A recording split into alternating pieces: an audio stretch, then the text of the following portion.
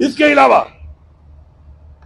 میں بار بار ایک بات کرتا ہوں اور مجھے بہت سے لوگ اس کے اوپر روکتے ہیں کہ آپ یہ کر رہے ہو، آپ غلط کر رہے ہو، آپ نہ کرو.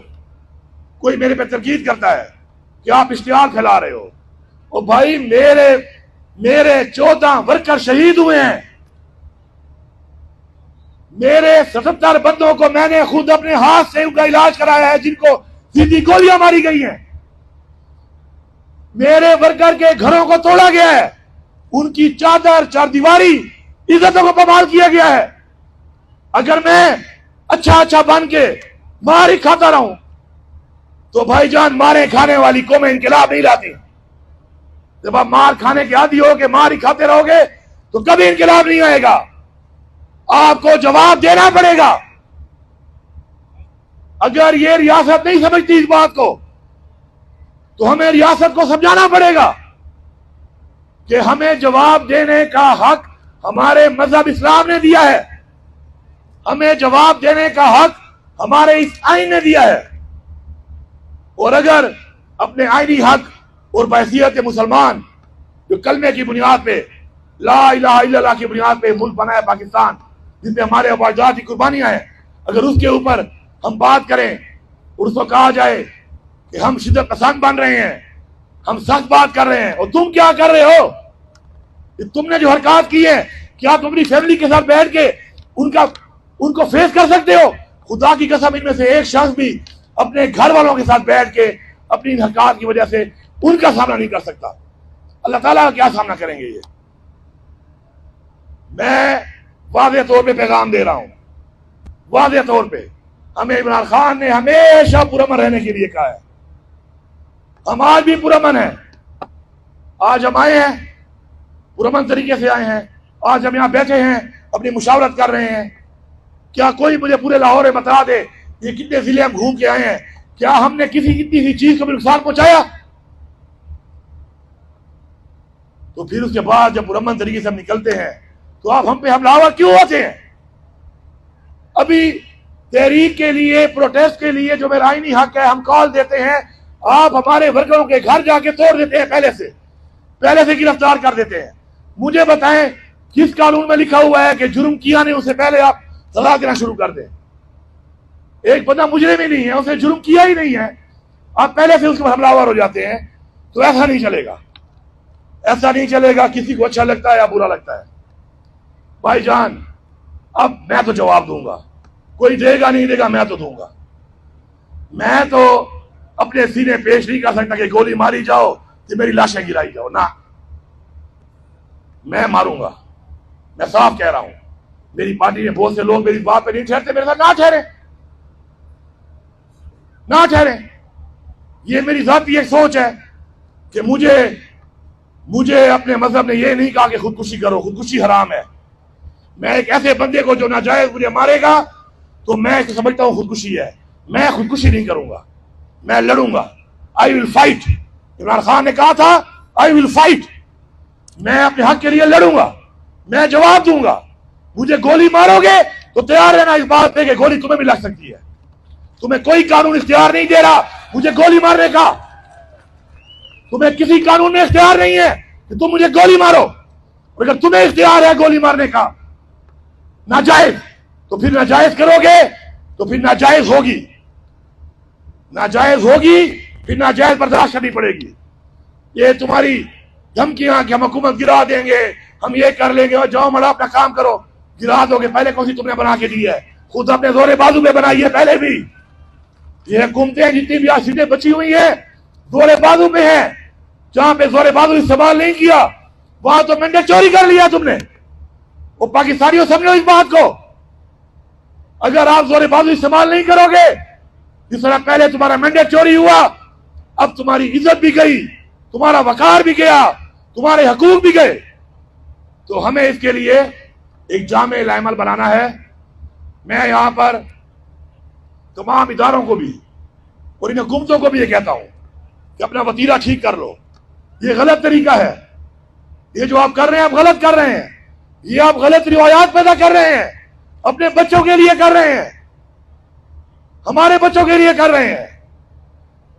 اس سے باز آ جائیں. کیونکہ مکافات عمل ہمیں بتایا گیا ہے، اسلام میں بتایا گیا ہے. اس مکافات عمل میں ہم تو برداشت کر گئے ہیں، شاید تمہارے والے ممی ڈیڈی برداشت نہ کر لیں. پھر یہ یاد رکھو، ہم تو برداشت کر گئے، پھر یہ ممی ڈیڈی شاید برداشت نہ کر سکے. جو تم نے بڑے ہمارا پیسہ لوٹ کے نازوں سے پالے ہوئے ہیں نا، یہ برداشت نہیں کر لیں گے. ہم نے تو کیا ہے، تم نے ہمارے اوپر ٹھیک ٹھاک جبر کیا ہے، تشدد کیا ہے، کئیوں سے برداشت نہیں ہوا. لیکن آج جو یہ لوگ کھڑے ہیں عمران خان کے ساتھ، انہوں نے ثابت کیا ہے کہ انہوں نے برداشت کیا ہے. تو برداشت کا امتحان مت لو. آؤ، عمران خان کہتا ہے کہ میں مذاکرات کے لیے تیار ہوں. ایک وہ شخص جس کی بیوی کو تم نے جیل میں ڈالا ہوا ہے، تم اتنے نیچ ہو گئے ہو، اتنے کمزرف ہو گئے ہو، وہ آج بھی کہتا ہے کہ پاکستان کے لیے میں مذاکرات کے لیے تیار ہوں. اپنی ذات کے لیے نہیں، پاکستان کے لیے. بیٹھو بیٹھو، بات کرو، دلائل کے ساتھ بات کرو، میری غلطی ثابت کرو. خدا کی قسم میں سزا کے لیے تیار ہوں. آپ میرے پہ ثابت کر لو کہ میں نے کوئی سازش کی ہے کسی ادارے کے خلاف، بالکل میں سزا کا حقدار ہوں. جو سزا دو گے میں لوں گا. میں نے پہلے اپنی مفروری کے ٹائم بھی آپ کو یاد ہوگا، میں نے ایک ویڈیو بنائی، جب میں مفرور سے ویڈیو بنائی تھی، اس میں نے ہاتھ پہ قرآن پاک پڑھ کے یہ گواہی کی تھی، میں نے اپنی قبر میں جانا ہے. میں نے عمران خان کی قبر میں نہیں جانا. میں نے ہاتھ پہ قرآن پاک کا حرف لے کے گواہی کی تھی کہ مجھے آج تک عمران خان نے نہیں کہا کہ تم کسی فوجی تشریفات پہ حملہ کرو یا فوج کے خلاف کوئی کارروائی کرو یا پاکستان کے اداروں کے خلاف کچھ کرو. اس سے بڑی بات نہیں ہے. بس میں نے حرف دے دیا. میں تمہارے پیو کا نوکر نہیں ہوں کہ تم میرے پہ بار بار دعوے کرو گے اور میں تمہیں جسٹیفیکیشن دوں گا. جب مراق پلکار کوا یہ ظلماؤں کو بس در وشوا ویلا کرا. بس آپ بھی مجھے حلف دو کہ آپ ٹھیک ہو. یہی قرآن پھر تم پہلے اٹھاؤ اور تم کہو کہ تم نے جو کیا ہے ٹھیک کیا ہے. کیا تم نے جو FIR کاٹی ہے ٹھیک کاٹی ہے؟ ہاں، پہلے تم ہی حلف دے لو، تم بھی جسٹیفیکیشن دے دو، پھر آگے بڑھیں گے.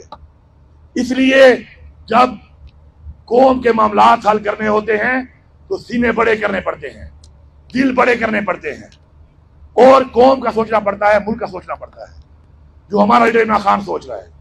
میں آپ سے گزارش کرتا ہوں، میری گزارش کو کمزوری مت سمجھو. میں نے ثابت کیا ہے کہ میں لڑ بھی سکتا ہوں اور مقابلہ بھی کر سکتا ہوں. پھر بھی میں گزارش کر رہا ہوں کہ بیٹھو، مسئلے کو حل کرو.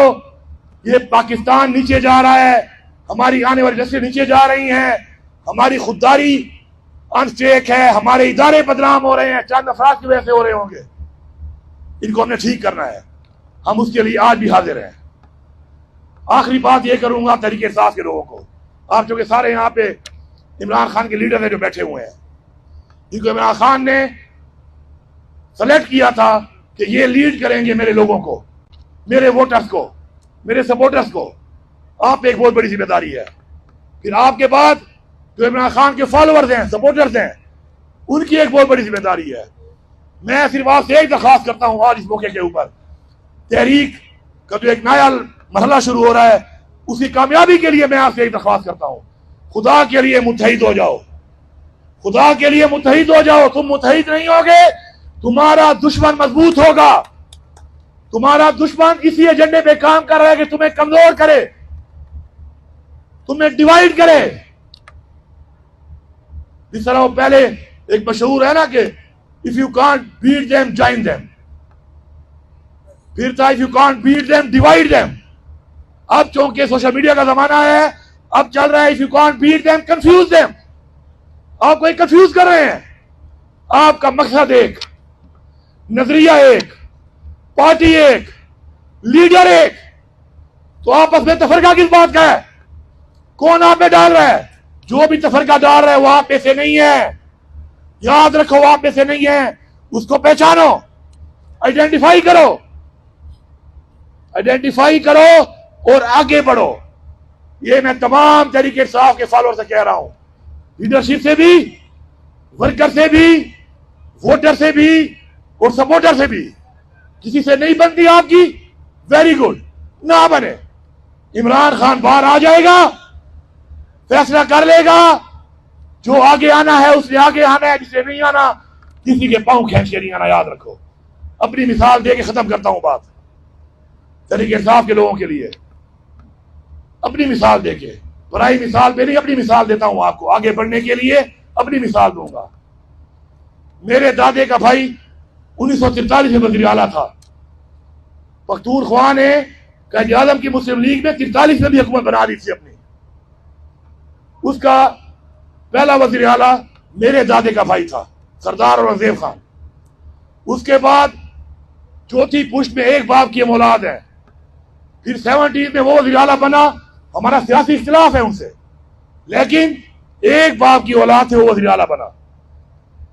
اس کے بعد میں ایک باپ کی اولاد سے میں صوبے کا تیسرا وزیر اعلیٰ ہوں۔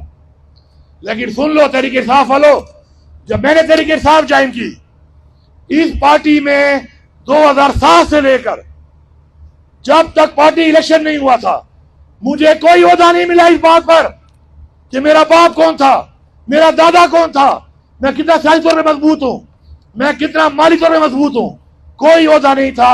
عمران خان نے موقع دیا، 5 سال بعد میں نے الیکشن لڑا اور میں الیکشن لڑ کے ریجن کا پریزیڈنٹ بنا۔ یہ تحریک انصاف ہے۔ یہ مثال اس لیے دے رہا ہوں کہ آگے بڑھنے کا بتا رہا ہوں آپ کو اپنی مثال سے۔ پھر 13 میں الیکشن ہوا، عمران خان نے مجھے صوبائی وزیر بنایا۔ پھر 18 میں الیکشن ہوا، عمران خان نے مجھے وفاقی وزیر بنایا۔ پھر 2024 میں الیکشن ہوا، عمران خان نے مجھے وزیر اعلیٰ بنایا۔ کوئی اگر یہ سمجھتا ہے کہ کسی کے پاؤں کھینچ کر آگے بڑھے گا، خدا کی قسم ساری زندگی آگے نہیں بڑھ سکتا۔ یہ میں آپ لوگوں کو کہہ رہا ہوں۔ آگے بڑھنے کے لیے پہلی چیز ہے نیت۔ نیت ٹھیک ہوگی، تمہارا خدا تمہاری مدد کرے گا۔ نیت ٹھیک ہوگی، تمہارا لیڈر تمہیں لاکھ میں پہچان لے گا۔